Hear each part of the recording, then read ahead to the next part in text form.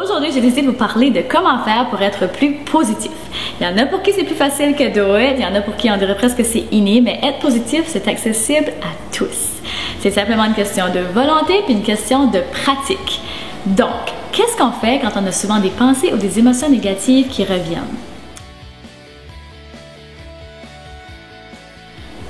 La première étape, c'est de le reconnaître. De reconnaître qu'on a ces pensées ou ces émotions-là négatives qui arrivent. Selon la loi de l'attraction, ils disent que quand on est négatif, on opère sur un cycle négatif. Donc, notre vibration descend et on commence à attirer, pareil comme une antenne, on commence à attirer les choses qui sont négatives. Donc, d'autres circonstances négatives, d'autres situations négatives. Ça devient un peu comme un cercle vicieux. Donc, c'est à ce moment-là que c'est super important de mettre l'effort, d'essayer de réaliser « Wow, j'ai une pensée négative, il faut que je change ça en positif », de voir le bon côté de la situation, le bon côté des choses. Je sais que c'est pas facile de voir toujours le bon côté des choses. Des fois, il y a des situations qui sont un peu plus dramatiques que d'autres, mais de toujours essayer de penser « Ok, qu'est-ce que ça m'apprend cette situation ici et comment je peux faire pour monter de niveau et essayer de changer ta façon de penser, ta façon de voir ». Deuxième étape, c'est la pratique. Il faut pratiquer parce que c'est beaucoup plus facile de voir le côté négatif des choses que de voir le côté positif des choses. Mais avec le temps et la pratique, la persévérance, on peut entraîner notre cerveau à voir les choses plus positivement, à en faire un automatisme. Parce ce qui arrive avec les gens qui sont négatifs, qui ont souvent des pensées négatives, c'est qu'ils accordent trop d'importance ou beaucoup plus d'importance à cette pensée-là, la pensée négative, qu'à toutes les autres pensées. Et ils continuent d'y penser. Donc, avec la répétition, toujours y penser, c'est ce qui fait que ça finit par se greffer au cerveau et donc ça devient un automatisme. Même chose avec le positif. Plus tu focuses sur le positif, plus tu deviens positif.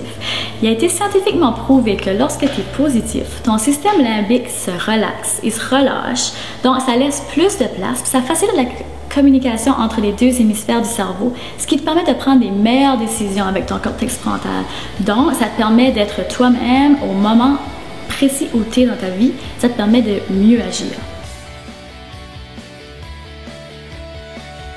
Troisième étape, apprenez à rire de vous-même. Parfois, on se met dans des situations complètement ridicules. On se montre des grosses histoires avec un petit rien. Il faut ne pas trop se prendre au sérieux, mais surtout, il ne faut pas laisser place à notre ego. C'est souvent lui le problème, notre ego. Puis ça, quand on est capable de faire ça, ben là, on est en mesure de mieux apprécier la vie et d'être plus positif. Donc, j'ai pensé vous donner quelques petits trucs pour essayer d'être plus positif. Premier point, c'est d'écrire ce pourquoi vous êtes reconnaissant. Je le fais matin et soir. Je m'assois avec mon petit crayon, mon petit calepin, j'écris ce pourquoi je suis reconnaissant. Normalement, j'écris 3 points. Je me fixe 3 points à écrire matin et soir. Que ce soit des choses toutes simples comme « Merci, j'ai dormi dans un lit chaud » ou « Merci, j'avais un toit sur ma tête, j'ai eu de la bonne nourriture »,« Merci, je suis en santé ». Souvent des choses qu'on prend trop pour acquis. Mais le fait de le réaliser et le fait de les voir, pour moi, peut-être parce que je suis visuelle, mais le fait de les voir, ça me fait réaliser à quel point « Wow, on est chanceux ». Puis ça, automatiquement, ça nous met dans un état plus positif pour le début de notre journée, mais aussi avant de dormir. Deuxième point, c'est faire de la méditation. Le fait de faire de la méditation, ça te rend tellement plus conscient de toi-même et du monde qui t'entoure. Et ça te rend tellement plus habile quand il arrive une situation, par exemple, que quelqu'un t'insulte dans une journée. Au lieu de répondre en créant un drame, en te montant une grosse histoire, justement, souvent, ça te donne l'habilité de le prendre plus calmement et de le laisser aller.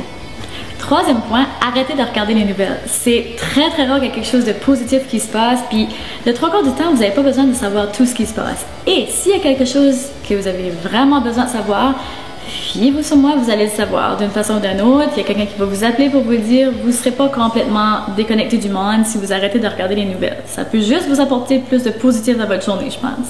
Quatrième point, entourez-vous de personnes positives. Notre cercle d'amis est souvent notre plus grande influence. Et si vous n'êtes pas capable de vous entourer de personnes positives, achetez-vous des livres, lisez des livres sur des auteurs ou des histoires qui vous inspirent, qui vous motivent. Regardez des vidéos sur YouTube de personnes qui vous motivent aussi. Il y a tellement d'informations gratuites qu'il n'y a pas d'excuses. On a tous le pouvoir d'être plus positif et de s'éloigner des pensées négatives. C'est sûr qu'elles sont là, elles sont partout, mais elles ne sont pas obligées de faire partie de nous. Donc, merci de m'avoir écouté. J'espère que vous avez aimé cette vidéo et j'espère surtout qu'elle vous a aidé. Si vous croyez que vos amis, votre membre de votre famille peut aussi en bénéficier, partagez-la. Merci et on se revoit dans la prochaine vidéo.